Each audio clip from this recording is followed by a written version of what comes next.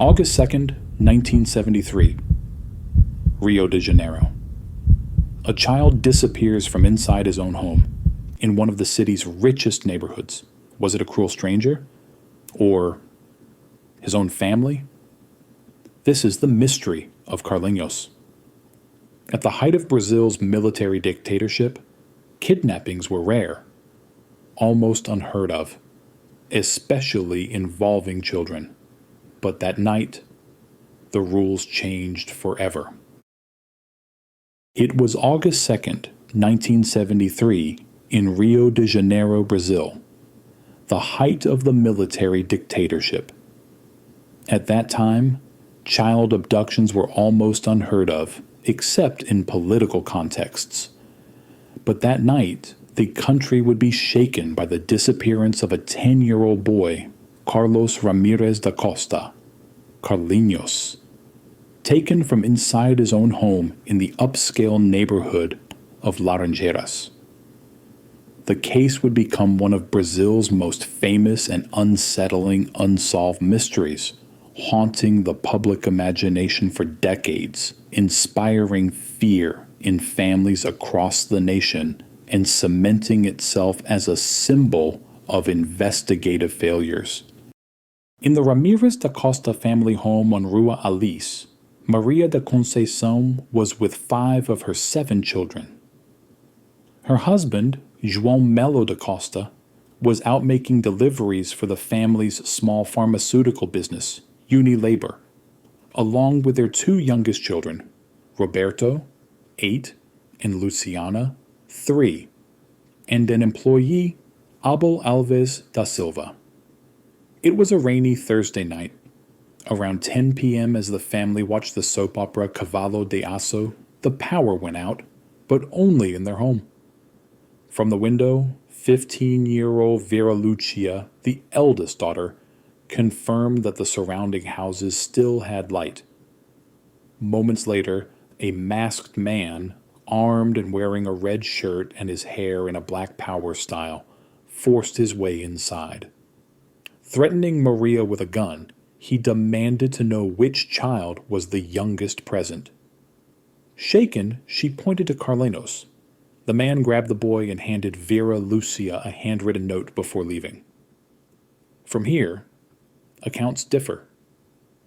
Version 1 says the family was locked in the bathroom until João arrived home and released to them. Version 2 says they saw the kidnapper leaving with Carlinhos just as João and Abel were arriving. Either way, João and Abel rushed in pursuit, following the suspect toward a nearby thicket.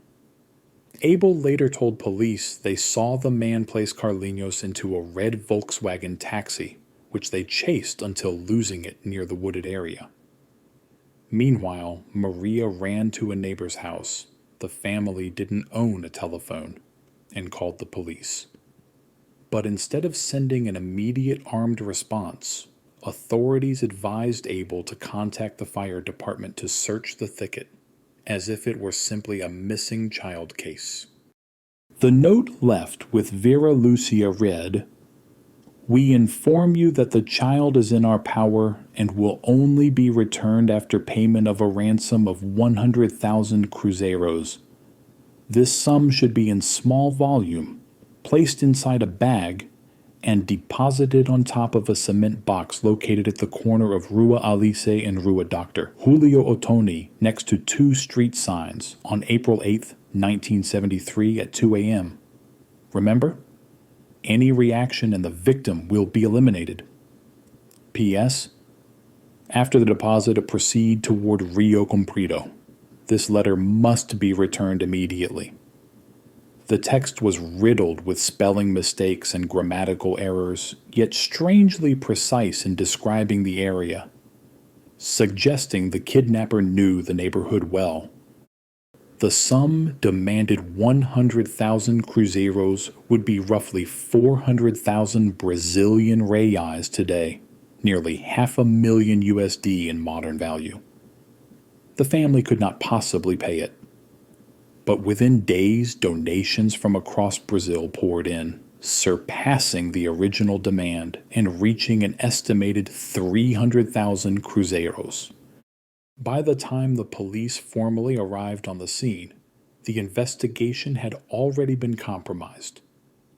Journalists and curious neighbors had trampled through both the house and the wooded area. The ransom note had passed from hand to hand, even making the front page of O Globo newspaper that same night. In a kidnapping case, speed and secrecy are critical, and both had been completely lost. At this point, 3 separate police departments became involved: the 9th Civil Police Precinct, the Robbery and Theft Division, the Homicide Division. This in itself was strange. There had been no confirmed robbery, and no body had been found to justify homicide jurisdiction. The lack of coordination only deepened the confusion. The suspect list ballooned to over 100 names, and the theories began. Following the instructions in the note, the first ransom drop was set for 2 a.m. on August 4th, 1973, at the specified cement box on Rua Alice. Police instructed João to place only a few real bills on top of shredded paper inside the bag, to avoid handing over the full sum without proof of life. What was supposed to be a covert operation turned into a surreal scene. Officers disguised themselves as popcorn and ice cream vendors, suspicious at that hour, while reporters, photographers, and radio broadcasters crowded every corner. Some journalists were even transmitting live commentary from the scene. Unsurprisingly, no one showed up to collect the money.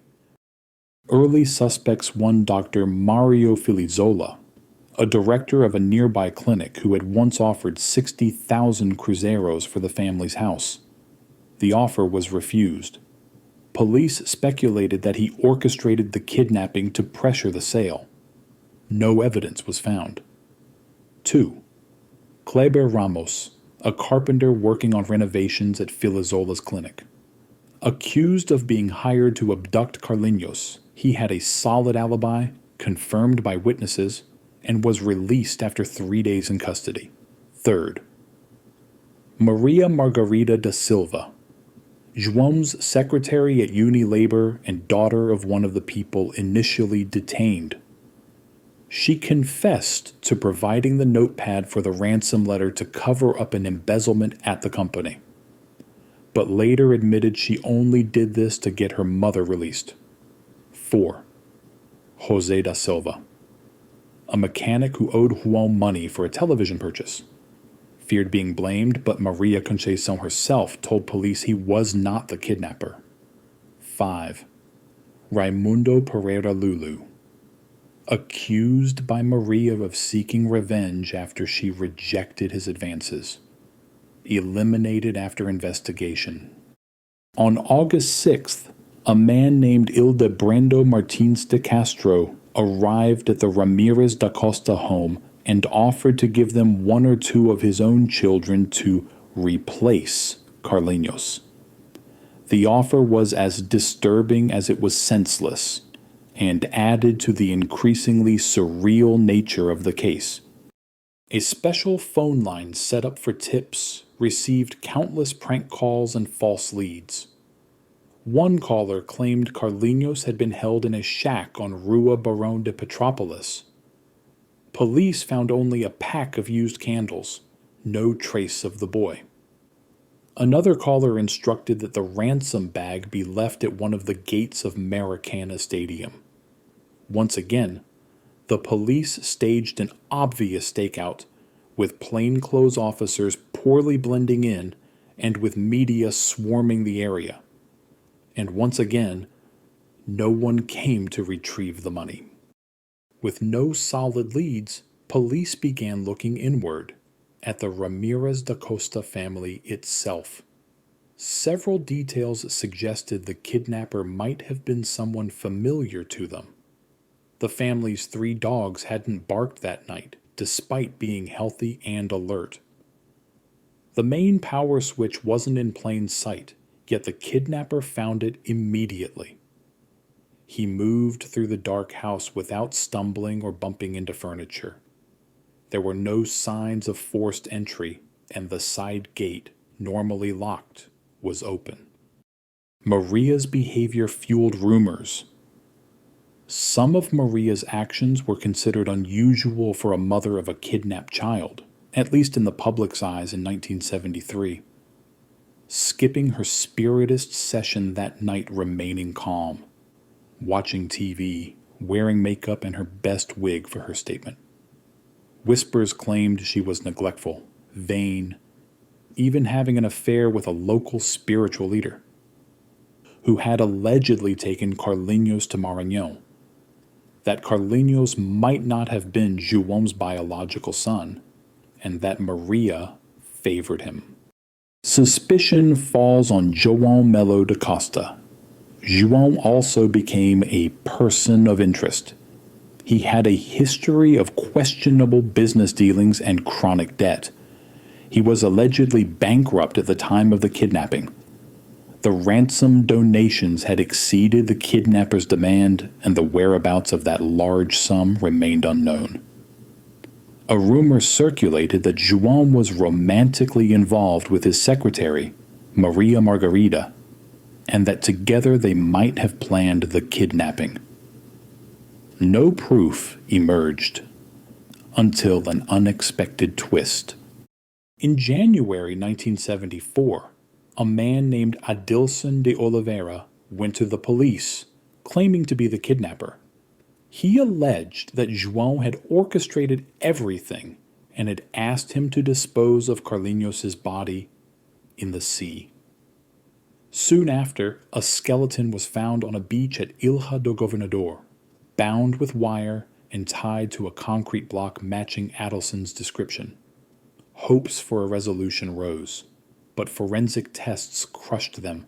The remains did not belong to Carlinhos. Adilson's confession was declared false, and the case was back to square one. Not long after, police announced they had solved the case. In a press conference, they presented Ranufa da Silva, a laundress, and her husband, Antonio Pitoco da Silva, both former employees of the family. The official theory: they had been fired after a quarrel and kidnapped Carlinhos in revenge. Some even claimed Ranufa had an affair with João, suggesting a possible crime of passion. The press wasn't allowed to ask questions. Days later, journalists were invited to see the supposed hideout where Carlinhos had been kept. Veteran reporter Domingos Mireles arrived early, examined the shack, and later interviewed the couple. Their answers about chains, ropes, toys, and food scraps in the hideout didn't match what Mireles had seen. None of those items existed. He publicly declared they were lying. It turned out Ranufa and Pitoco had been tortured into confessing. The police chief was removed, and the couple was freed. By 1977, the Carlinhos case had faded from headlines. That changed when O Globo published an explosive article based on findings from private investigator Bichara Jalk. Jalk claimed João had staged the kidnapping to pay off debts and avoid bankruptcy. According to his investigation, Carlinhos had been taken in João's own blue Volkswagen Beetle to the city of Campos dos Goitacazes. Following the article, Detective Gomes Sobrinho of the Robbery and Theft Division officially opened a police inquiry incredibly, the first formal inquest into the case 4 years after the crime. By this time, João and Maria de Conceição were separated. João's eldest daughter, Vera Lucia, went to the police with a startling statement.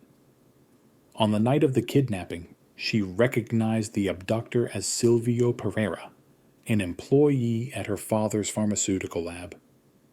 She said she identified him by his eyes and by the distinct chemical smell he carried from work. She also alleged she told her father immediately, but he forbade her to speak, warning that he would be arrested if she did. A handwriting analysis confirmed that the ransom note matched Silvio Pereira's handwriting. He was arrested, tried, and sentenced to 13 years in prison. However, on appeal, he was acquitted. The conviction had been based solely on circumstantial evidence. Silvio never confessed. Despite the suspicions against him, João took on the role of lifelong searcher for his missing son. He traveled across Brazil, chasing rumors and sightings, consulted psychics and mediums, and even flew to France to meet a clairvoyant. To finance these efforts, he organized repeated fundraising campaigns. Over the years, several boys, teenagers, and even grown men came forward claiming to be Carlinhos. None were confirmed through DNA testing, but one maintained a personal connection with Maria Conceição for years. By 2018, Maria da Conceição was living in a small apartment in the Gloria neighborhood with her eldest daughter, Vera Lucia, and had begun openly accusing João of involvement in the kidnapping.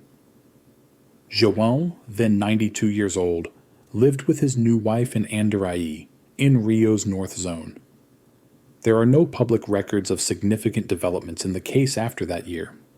No body, no proven location of captivity, no conclusive suspect. The Carlinhos case remains one of Brazil's most perplexing criminal mysteries. No body has ever been found. No suspect has been definitively linked to the crime. No proven location of captivity has ever been identified. The massive media coverage in 1973 kept the case alive in the public mind, serving as a cautionary tale for parents and as a reminder of investigative failures during a turbulent era. 50 years later, the same unanswered question remains. Did João orchestrate the kidnapping of his own son? Or will this forever be another cold case, buried in the shadows of Brazil's criminal history? Imagine this. Your son disappears from inside your home. No forced entry. The family dogs don't bark. And the only clue is a ransom note with strange spelling and precise local directions. But here's the twist. Decades later, people still wonder if the father planned it all. This is the true story of Carlinhos, Brazil's most chilling unsolved kidnapping. Thank you so much for watching this video all the way through. Did you find this content interesting? If you did, please give it a like and subscribe to our channel. Don't forget to turn on notifications so you won't miss any of our upcoming videos. Leave us a comment and share this video with others. See you in the next one.